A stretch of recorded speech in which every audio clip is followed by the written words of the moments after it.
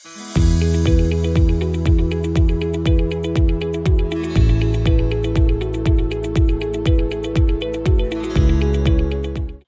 అండి, నేను doctor Apoorva, consultant obstetrician and gynaecologist at Kiran multi speciality hospital. ఇవాళ మనము చాలా వెరీ కామన్ టాపిక్, అసలు ప్రీ ప్రెగ్నెన్సీ ఎవాల్యుయేషన్ అంటే ఏంటి, ప్రీ ప్రెగ్నెన్సీ కౌన్సిలింగ్ ఎందుకు చేయించుకోవాలి అనే దాని గురించి కొంచెం డీటెయిల్గా మాట్లాడదాము.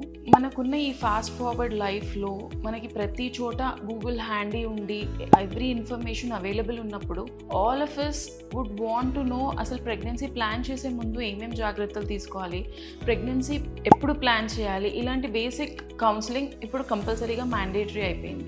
సో అసలు ప్రీ ప్రెగ్నెన్సీ కౌన్సిలింగ్ అంటే ఏంటి, ప్రీ ప్రెగ్నెన్సీ కౌన్సిలింగ్ ఎప్పుడు చేయించుకోవాలి, ఎవరి ద్వారా చేయించుకోవాలి, ప్రీ ప్రెగ్నెన్సీ కౌన్సిలింగ్లో ఏమేమి మాట్లాడాలి, మీకు ఏం డౌట్స్ ఉండొచ్చు అనే దాని గురించి కొంచెం డీటెయిల్గా మాట్లాడుకుందాం. సో ప్రెగ్నెన్సీ ప్లాన్ చేసుకోవాలనే కపుల్స్ చాలా ఇన్ఫర్మేషన్ అవైలబుల్ ఉంది గూగుల్లో ఇవాళ రేపు. ప్రతిదీ మనకి ఒక క్లిక్లో you get every information possible. So ఏది రిలయబుల్, ఏది కాదు, ఏది మనకి వర్తిస్తుంది, అసలు ఏంటి అనే దాని గురించి మనం మాట్లాడితే అసలు చాలా మంది కపుల్స్ అడుగుతారు, అసలు ప్రీ ప్రెగ్నెన్సీ కౌన్సిలింగ్ అనే టాపికే ఇంతకు ముందు ఉండేది కాదు, ప్రీ ప్రెగ్నెన్సీ కౌన్సిలింగ్ అసలు ఎవరు వెళ్ళేవాళ్ళు కాదు. ఒక 10-15 years ముందు చూసుకుంటే ప్రెగ్నెన్సీ కన్ఫర్మ్ అయ్యాక కూడా ఒక 3rd monthలోనో 4th monthలోనే చెకప్కి వెళ్ళేవారు. కానీ ఇప్పుడు ప్రెగ్నెన్సీ ప్లాన్ చేసుకునే 3 months ముందు నుంచే మనం ఏమేం ప్రికాషన్స్ తీసుకోవాలి, అసలు ఏం జాగ్రత్తలు తీసుకోవాలి, ఏం డైట్ ఫాలో అవ్వాలి, ఇలాంటి డౌట్స్ అనేవి అడగడానికి వస్తున్నారు కపుల్స్. ఇది ఎందుకు సెటప్ అవుతుంది అంటే ఈ మధ్య కాలంలో ప్రెగ్నెన్సీ రావడం is becoming a challenge. Infertility ఎంత కామన్ అయిపోయింది అంటే ఒక 10 మందిలో చూస్తే 5 నుంచి 6 couples will come with a problem of infertility. So career options ఉండొచ్చు, ఏదైనా ఫ్యాక్టర్స్ ఉండొచ్చు. ప్రెగ్నెన్సీ అనేది కొంచెం మెటర్నిటీ ఏజ్ ఎక్కువైనప్పుడు చూస్తున్నాం ఈ మధ్య. ఒక 32 years అప్పుడు ఫస్ట్ ప్రెగ్నెన్సీ ప్లాన్ చేసుకుంటున్నారు, లేదా ఒక్కోసారి 25-26 years ఉన్నప్పుడు కూడా they are having issues in conceiving. So pregnancy రావడంలోనే ప్రాబ్లం వస్తూ ఉంది. సో ఇంకొకటి ఏంటంటే మేమంతా నార్మల్గా ఉన్నాము, మాకేమీ బీపీ లేదు, షుగర్ లేదు, న్యాచురల్గా అంతా నార్మల్ డైట్ తింటున్నాము, we are not on any restriction అని కూడా అసలు మాకు ఇలాంటి వాళ్ళకి ప్రీ ప్రెగ్నెన్సీ కౌన్సిలింగ్ ఎందుకు అని కూడా కొందరు అడుగుతూ ఉంటారు. సో బేసిక్గా ప్రీ ప్రెగ్నెన్సీ కౌన్సిలింగ్ అంటే ప్రెగ్నెన్సీ ప్లాన్ చేసుకునే ఒక 2 to 3 months ముందు ఏమేం జాగ్రత్తలు తీసుకోవాలి, అసలు ఎందుకు ఎవాల్యుయేట్ చేయించుకోవాలనేది is pre pregnancy counselling. So pre pregnancy counselling అందరూ చేయించుకోవాలి అంటే as all of us have to go through it. ఎందుకు, నార్మల్గా ఉన్న కపుల్స్ అంటే బీపీ లేదు, షుగర్ లేదు, థైరాయిడ్ లేదు, ఏ ప్రాబ్లం లేదు అనుకున్న వాళ్ళలో కూడా ప్రీ ప్రెగ్నెన్సీ కౌన్సిలింగ్ ఒక్కసారి వెళ్ళడం బెటర్. ఎందుకంటే మన బేస్ లైన్ హీమోగ్లోబిన్ ఎలాగుంది, మన బేస్ లైన్ షుగర్స్ ఎలా ఉన్నాయి, మన బ్లడ్ గ్రూప్ ఏంటి, మనకి ఇంకేమైనా అన్ఐడెంటిఫైబుల్, అందరికీ థైరాయిడ్ సిమ్టమ్స్ ఉండకపోవచ్చు, హైపోథైరాయిడిజం కానీ హైపర్ థైరాయిడిజం కానీ అందరికీ అన్ని సిమ్టమ్స్ ఉండకపోవచ్చు. సో ముందే కనుక్కుంటే మనకు ప్రెగ్నెన్సీ వచ్చేటప్పుడు లేదా ప్రెగ్నెన్సీ వచ్చాక స్పాంటేనియస్గా అబార్ట్ అవ్వకుండా ఇలాంటివన్నీ మనం ముందు డిటెక్ట్ చేసుకోవడానికి కూడా pre pregnancy counselling normal couples కూడా చేయించుకోవాలి. సో ప్రీ ప్రెగ్నెన్సీ కౌన్సిలింగ్ ఎప్పుడు చేయించుకోవాలి, మీరు ప్రెగ్నెన్సీ ప్లాన్ చేసుకుని ఒక 2 to 3 months ముందు చేయించుకోవడం బెటర్. ఎవరి ద్వారా చేయించుకోవాలి, ఎవరి దగ్గరికి వెళ్ళాలి ప్రెగ్నెన్సీ కౌన్సిల్. మీకు ఒకవేళ ఏదైనా కోమార్బిడిటీ ఉంటే, షుగర్ ఉండడము లేదా కొన్ని ఆటో ఇమ్యూన్ డిజార్డర్స్ ఉంటాయి లైక్ సిస్టమిక్ లూపస్ ఎరిథమెటోసిస్ అంటాం, SLE, ఇలాంటి కండిషన్స్ ఉన్న వాళ్ళు మీ ట్రీటింగ్ ఫిజిషియనో ట్రీటింగ్ ఎండోక్రైనాలజిస్ట్ దగ్గరికి వెళ్ళి ఇప్పుడు మేము ప్రెగ్నెన్సీ ప్లాన్ చేసుకోవాలనుకుంటున్నాం, is it the right time అని ఒకసారి డిస్కస్ చేయొచ్చు. లేదు అంటే మీరు ఒక గైనకాలజిస్ట్ దగ్గరికి వెళ్తే మీకున్న కండిషన్స్ బట్టి ప్లాన్ చేసుకోవచ్చా, లేదా చాలా లావుగా ఉన్నారు, ఒబేసిటీ ప్రాబ్లం ఉంది, అలాంటి వాళ్ళలో వెయిట్ తగ్గి ప్లాన్ చేసుకోండి, లేదా షుగర్ ఉంది, ఇలాంటి వాళ్ళలో షుగర్ లెవెల్స్ కంట్రోల్గా వచ్చాక ప్లాన్ చేసుకోండి, ఇలాంటి అడ్వైస్ ఇస్తూ ఉంటారు. సో గైనకాలజిస్ట్ అయినా పర్లేదు, లేదా మీ ట్రీటింగ్ ఫిజిషియన్ ఎవరైనా ఉన్నా, లేదా ఎవరైనా ఎండోక్రైనాలజిస్ట్ ఉన్నా వాళ్ళ దగ్గరికి వెళ్ళి ఫస్ట్ మీరు క్లియరెన్స్ లాగా తీసుకుని ప్రెగ్నెన్సీ ప్లాన్ చేసుకోవడం would be a better option. So అసలు ప్రీ ప్రెగ్నెన్సీ కౌన్సిలింగ్లో ఏం చేస్తారు, first they will do all your base line investigations.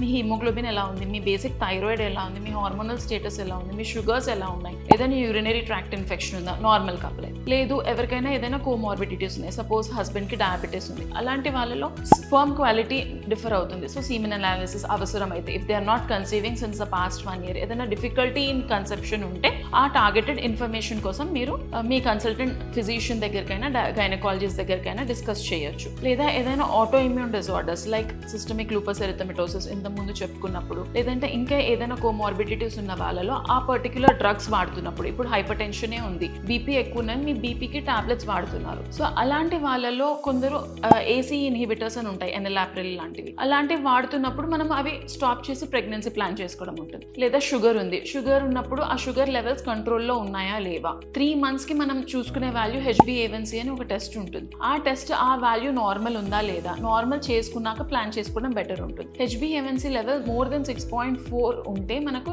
Sugar ఉన్నట్టు అర్థం. సో ఆ లెవెల్స్ పెరుగుతున్నప్పుడు మనకి ఆ బేబీలో డెవలప్ అయ్యే బేబీలో మనకి డిఫరెంట్ అనామలీస్ వచ్చే ఛాన్స్ ఉంది. అంటే వాళ్ళకి స్పైనల్ ప్రాబ్లమ్స్ రావడము, లేదంటే కాళ్ళల్లో చేతులలో డిఫెక్ట్స్ రావడము, ఇలాంటి ప్రాబ్లమ్స్ ఉంటాయి. లేదా వెరీ అన్కంట్రోల్ షుగర్స్ ఉన్న వాళ్ళలో అబార్షన్స్ అయ్యే రిస్క్ ఎక్కువ ఉంటాయి. సో ఇలాంటివి మానిటర్ చేసుకోవడానికి చూయించుకోవాలి.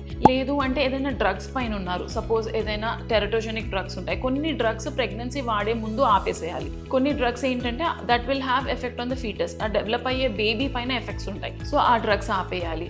మీరు ప్లాన్ చేసే వ్యవస్థలో ఆ 3 నెలల్లో ఏమేమి డ్రగ్స్ స్టాప్ చేసి మీ బ్లడ్ లెవెల్స్ ఎలా ఉన్నాయో చూసుకోవచ్చు. ఏదైనా రీనల్ ప్రాబ్లమ్స్ ఉంటే క్రియాటినిన్ లెవెల్ ఎలా ఉంది, ఎవరైనా డయాలిసిస్ పైన ఉన్న వాళ్ళకి క్రియాటినిన్ లెవెల్ ఎలా ఉంది, దీన్ని బట్టి ఎప్పుడు ప్రెగ్నెన్సీ ప్లాన్ చేసుకోవాలి. Is it right time to plan pregnancy or not, haemoglobin ఎలా ఉంది, సివియర్ అనీమియా ఉండొచ్చు కొందరిలో, కొందరికి ఆ క్రానిక్ అనీమియా ఉంటుంది. అంటే చాలా రోజుల నుంచి రక్తం తక్కువ ఉన్నప్పుడు మన బాడీ ఆ లెవెల్కి అడాప్ట్ అయిపోతుంది. సో మీకు ఏం సిమ్టమ్స్ ఉండకపోవచ్చు, మహా అయితే కొంచెం అలసటగా ఉండొచ్చు, అది కాకుండా ఇంకేం సిమ్టమ్స్ ఉండకపోవచ్చు. అలాంటి వాళ్ళకి ముందే మనం హీమోగ్లోబిన్ చూసుకుని ఇది ప్రాబ్లం ఉంది, మీకు ఐరన్ ఇంజెక్షన్స్ అవసరం అవుతాయా, లేదంటే బ్లడ్ ఎక్కించాల్సిన అవసరం ఉంటుందా, ఇవి చూసుకున్నాక ప్రెగ్నెన్సీ ప్లాన్ చేసుకోవాల్సి రావచ్చు. ఇంకొకటి కొన్ని వ్యాక్సిన్స్ ఉంటాయి, అంటే live vaccines are completely contraindicated. ఏదైనా వారిసెల్లా వ్యాక్సిన్ అవ్వచ్చు, ఇలాంటి లైవ్ వ్యాక్సిన్స్ అనేది ప్రెగ్నెన్సీ కాంట్రాఇండికేటెడ్. ఒక measles and rubella vaccine, MMR vaccine అని ఇస్తుంటాం ప్రెగ్నెన్సీలో. ఇది తీసుకున్నాక 1 month వరకు ప్రెగ్నెన్సీ ప్లాన్ చేసుకోకుండా ఉండడం బెటర్ అనమాట. సో ఇలాంటివన్నీ ముందు ఉన్న కండిషన్స్కి ప్రాపర్గా సెట్ రైట్ చేసుకుని దాని తర్వాత ప్రెగ్నెన్సీ ప్లాన్ చేసుకోవాలన్నప్పుడు మనం ఈ ప్రీ ప్రెగ్నెన్సీ కౌన్సిలింగ్లో it will give you an opportunity. అంటే మీ డాక్టర్తో 1-to-1 కాన్వర్సేషన్ చేసి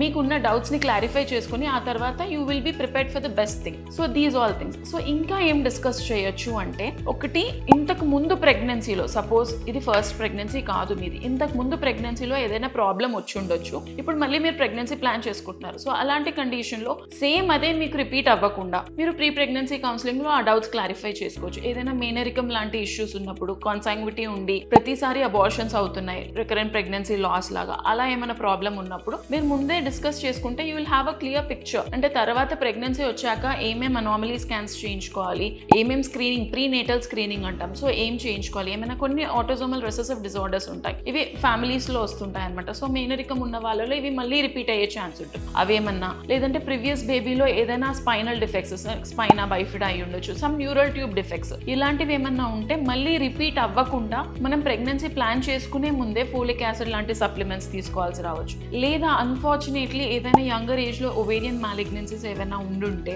వాళ్ళకి there is an option of oocyte freezing. So మీరు ఆ కీమోథెరపీ తీసుకునే ముందు, లేదంటే ఇంకా ఫర్దర్ గా డిటోరియేట్ అయ్యే ముందు మీ oocytes అనేవి తీసి ఫ్రీజ్ చేస్తాం. సో ఇలాంటి ఆప్షన్స్ డిస్కస్ చేసుకోవడానికి కూడా మనం ప్రీ ప్రెగ్నెన్సీ కౌన్సిలింగ్ లో డిస్కస్ చేసుకోవచ్చు. ఇవన్నీ కాకుండా ప్రీవియస్ గా ఏమైనా అనామలీస్ ఉన్నా, ప్రీనేటల్ స్క్రీనింగ్ అంటే ఏంటి, ఏ ఫేజ్ లో రావాలి, ముందే రావాలా, లేదంటే ప్రెగ్నెన్సీ డిటెక్ట్ అయిన తర్వాత ఎన్ని రోజులకి ఎప్పుడు ఏం చేస్తాం, 3rd month లో ఏం చేస్తాం, 5th month లో ఏం చేస్తాం, ఇవన్నీ తెలుసుకోవడానికి కూడా రావచ్చు. సో ఇవన్నీ ప్రీ ప్రెగ్నెన్సీ కౌన్సిలింగ్ లో మనం డిస్కస్ చేస్తూ ఉంటాము. ఇవన్నీ కాకుండా ప్రీవియస్ రికరెంట్ అబార్షన్స్ అవుతూ ఉంటాయి, అంటే we call it recurrent pregnancy loss. Repeated గా 3 to 4 అబార్షన్స్ అయినా, లేకపోతే 34 weeks ప్రెగ్నెన్సీ దాటిన తర్వాత ఏదైనా ఇంట్రాయూట్రైన్ డెత్ అయినప్పుడు, లేదంటే ఆటోజోమల్ డిసార్డర్స్, ఏదైనా వాస్క్యులర్ అబ్నార్మాలిటీస్ అంటాం, అంటే మన బ్లడ్ లో యాజ్ సచ్ గానే రక్తం గూడు కట్టే టెండెన్సీ ఉంటుంది. అలాంటి కండిషన్స్ లో మనం ప్రెగ్నెన్సీ కన్ఫర్మ్ అయిన వెంటనే లో మోలిక్యులర్ వెయిట్ హెపారిన్ అని స్టార్ట్ చేస్తాం, లేదా ఎకోస్ప్రిన్ అని స్టార్ట్ చేస్తాం, ఇలాంటి యాంటీకోయాగులెంట్స్.